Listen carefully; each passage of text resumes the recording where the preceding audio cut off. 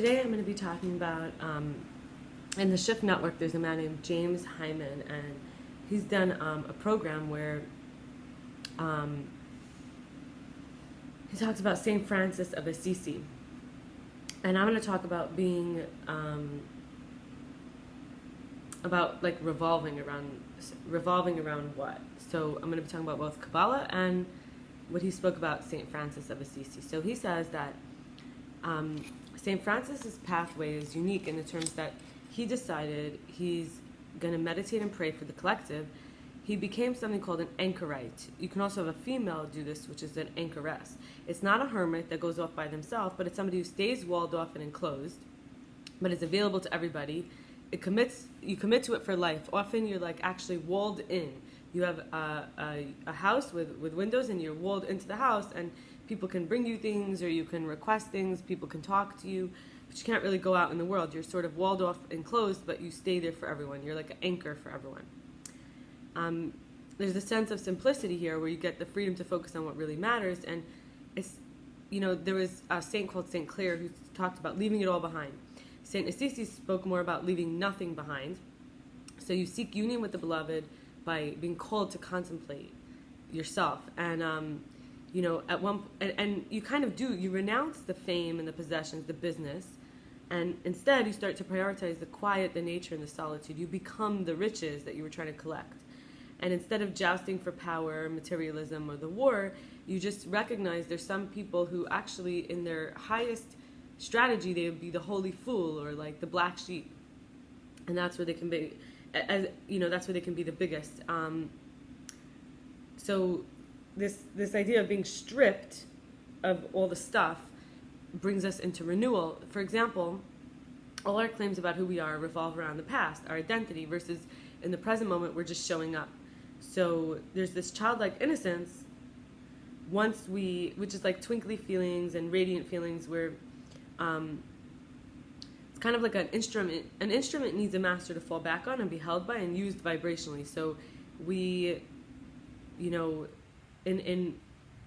that way, we often have to forgive ourselves. Our offense, which we thought we committed in reality, never existed. Where it's kind of like, oh, I was lost and I was clinging, and we move from this fragmentation and distance to connection and circulation, and we become an instrument for love instead of for. You want to be an instrument, you want to be a knife, you always want to cut apart things, or you want to be like, rising above. The thing is about what's real is that, according to St. Francis of Assisi, only love is real. Fear is false events appearing real. And like I said, we might have fear that we sinned, but actually in reality the sin might never have existed if we could see it differently.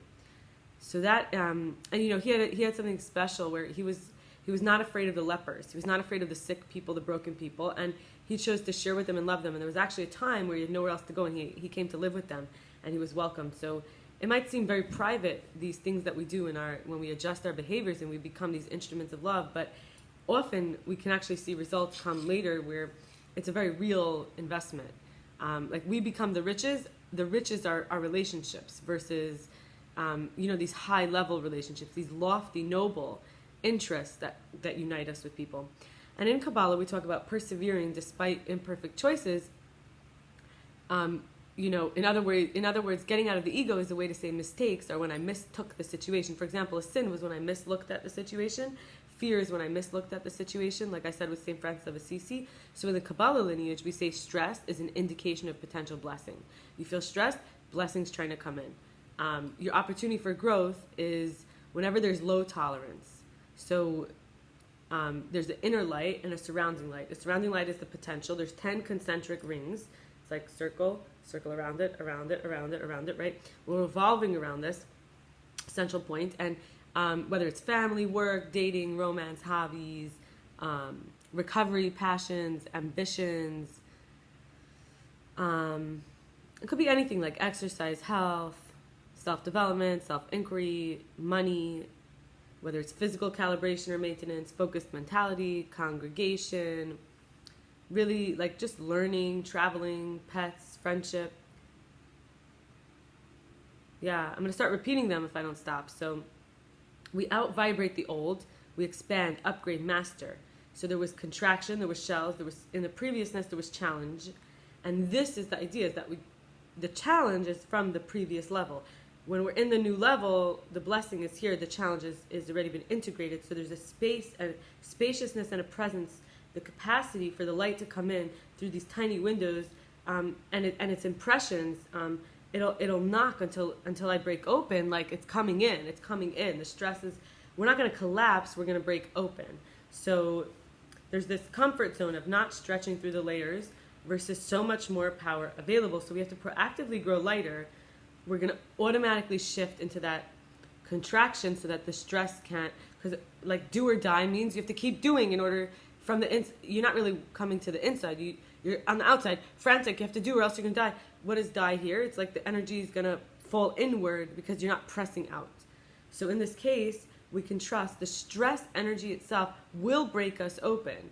We don't have to keep acting. It's not going to kill us. In other words, what kills us is the fight is the catharsis, the flight is the escape, the freeze is the denial. What kills us is these mechanisms not being in line with the actual situation. So we keep growing lighter so that we could get past our comfort zone, because if like you're carrying 50 pounds, it's not comfortable to walk up 10 flights of stairs, but if you're not carrying any of that and you only have to walk up one flight, it's much more comfortable. So we don't have to stretch through those layers of more strength, when there's so much more power available in that one flight of stairs. If perhaps, for example, you're working on healing an injury and you're walking up the first flight of stairs after 6 months. So there's a kind of stress there that's going to become a strength. It's very obvious in that situation, but we receive this powerful energy being offered from the surround.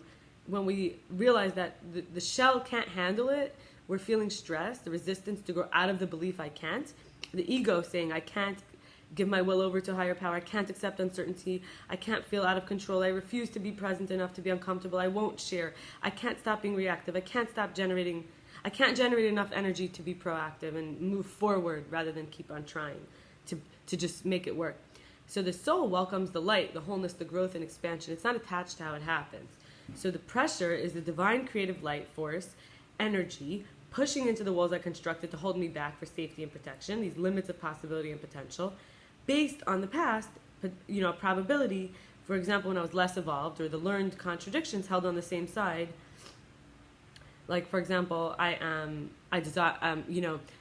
very strong, but also I can't show my strength. So these are like on the same side. We just don't show our strength, but it's not coherent or founded. It might be, oh, I'm very strong, but I can't, show off too much in such and such situation because it will bring in too much stress and I'm not ready for that.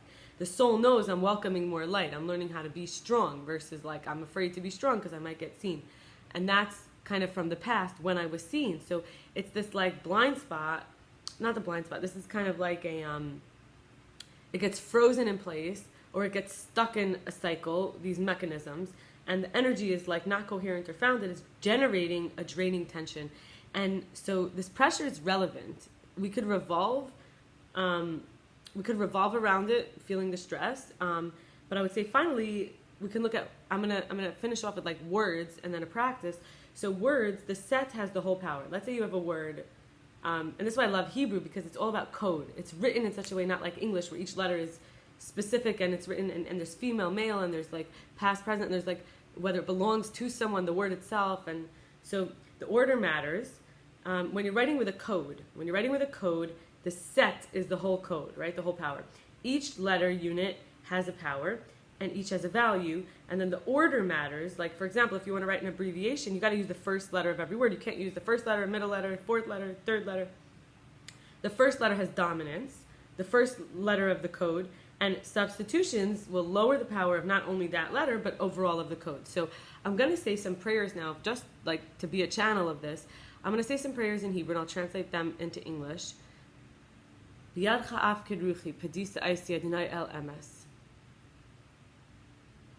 God holds us in, actually it's not saying God, it says, I am held in your hand, in the hand, and I can rely on it. My spirit is entrusted in the truth. I can trust the truth. I can let my spirit go because I trust the truth is holding me up.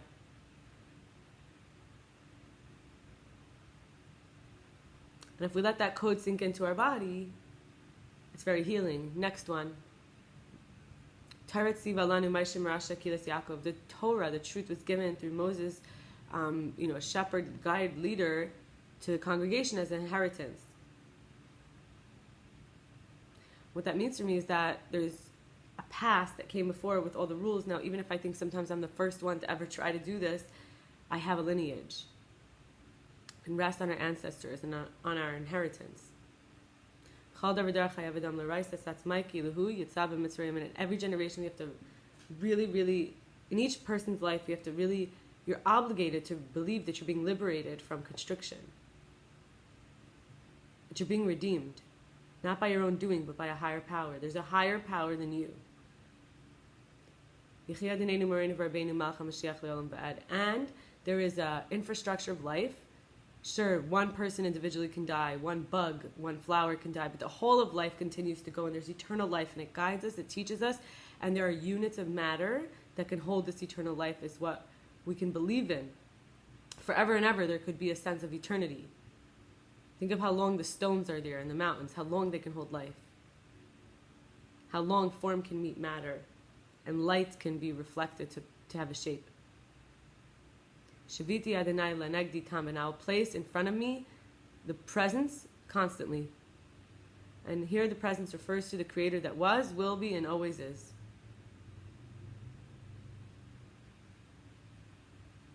To see through the lens of clarity, of disillusionment, but not feeling the pain of disillusionment, rather feeling clear that we can, feeling in alignment with what really is.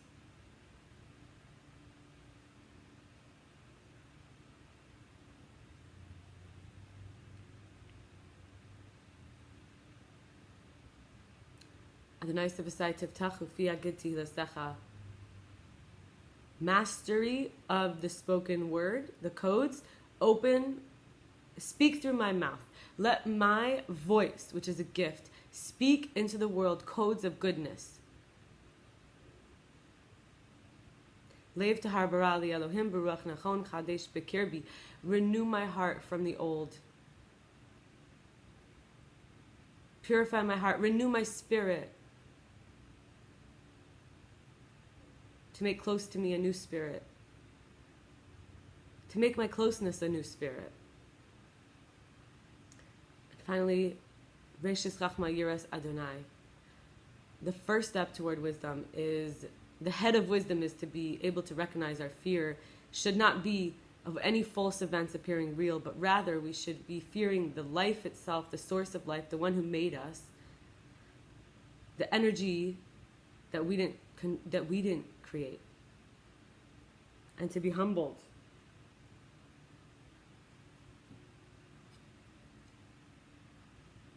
And to bow our head to the one who's the first and the last, and we don't have any effect on the bigger picture.